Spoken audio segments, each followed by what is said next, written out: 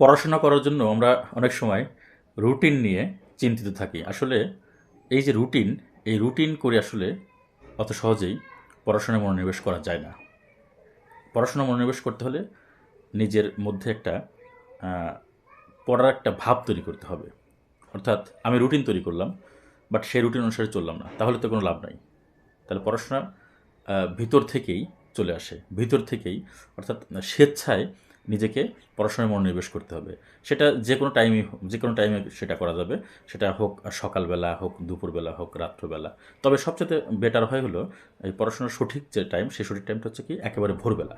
একেবারে ভোরবেলা অর্থাৎ ভোর ৩টা বা ৪টা বা ৫টা থেকে সকাল ৮টা পর্যন্ত। এই যে সময়টা, এই সময়টা হলো পড়াশোনা করার সবচাইতে বেস্ট টাইম। এখন এই যে রুটিনের কথা বললাম, রুটিনটা আসলে এটা আসলে কিছুই না। রুটিন অটোমেটিক্যালি তৈরি হয়ে যায় যদি যেকোনো স্টুডেন্ট যদি বা যেকোনো ব্যক্তি যদি হয়তো পড়ার যদি আস্তে, আস্তে অভ্যাস করে সেটা যেকোনো টাইমই হোক না কেন। এভাবে করতে দেখা যায় যেকোনো একটা টাইম এসে তার আপনা আপনি রুটিনটা তৈরি হয়ে যায়। এজন্যই মানে আগে থেকেই যে রুটিন তৈরি করে যে পড়াশোনা স্টার্ট করতে হবে সেটা কিন্তু কোনো কথা না।